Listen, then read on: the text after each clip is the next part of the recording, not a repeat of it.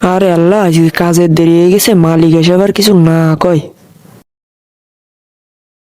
মোল্লা ভাইরা সব চলে এসে, ওদের কাজ প্রায় শেষের পথে, আর আমি এখন আসলাম। মালিক কিছু না কয়, বাড়ি মা আজকে ভাত রাঁধতে পারিনি, কি করব। আমাদের মালিক আসার আগে তাড়াতাড়ি দৌড়ই দৌড়ই যে কাজটা শেষ করে ফেলি, না হলে আবার বকবে না মালিক। মালিকের তো আবার মাথা অল টাইম গরম থাকে। আর আল্লাহ, মোল্লা ভাই তো কাজ শেষ করে চলে গেছে। এত কাজ এখন আমার করা লাগবে। এত আল্লাহ, কিরাম করে করবা না, সব পরিষ্কার করা লাগবে। যাই, বেশি না কথাকে মালিক আসার আগে নামে সেদলাগুলো সব সাফ করে দি। ইস,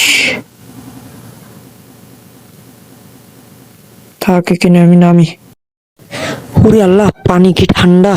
তাও কিছু করার নেই, গরিব মানুষ, পেটের ভাত চালাতে গেলে এরকম লাভ দিয়ে হবে। সেদলাগুলো সব সাফ করে দি আস্তে আস্তে। সকালে কিছু খাই আসিনি। ওরে আল্লাহ, এবারে পেটে ব্যথা করছে। এ আল্লাহ, যাই আর একটু কাজ করি, দেখি পারি কিনা সম্পূর্ণ কাজ করতে। নয় মালিক এসে আবার দেখলে বকবে না। দেখি করতে পারি কিনা সম্পূর্ণ। আর পারতেছি না। যাই উপরে যাই, একটু বসে আসি, নাহলে আবার শরীর খারাপ হয়ে যাবে না। বসি, গুছাই নিয়ে একটু বসি। ওরে আল্লাহ, আর পারতেছি না। মালিক আসলে কিছু কবা নে। কিরে, ও ওখানে বসে রয়েছে কেন? যাই দেখি তো।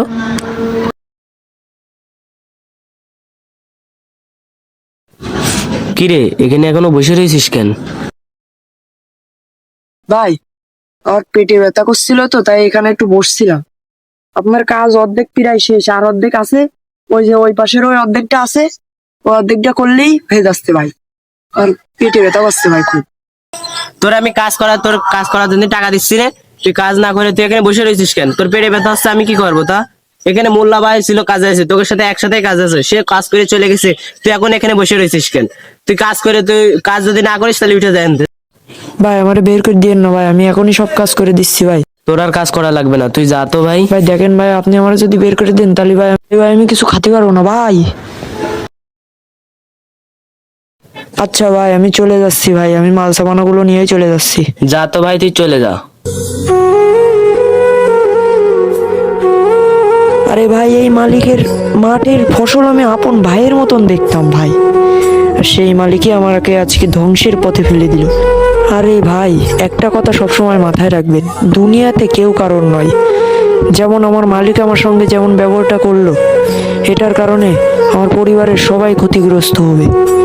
ভাই, সবাই এরকম খেয়াল রাখবেন, কেউ কখনো কোনো জনকে এভাবে ঠকাবেন না, এবং তার পারিশ্রমিকটা সঙ্গে সঙ্গে তাকে বুঝিয়ে দেওয়ার চেষ্টা করবেন। এবং সে যদি কোনো ভুল করে থাকে, সেক্ষেত্রে তাকে বুঝিয়ে দেওয়ার চেষ্টা করবেন।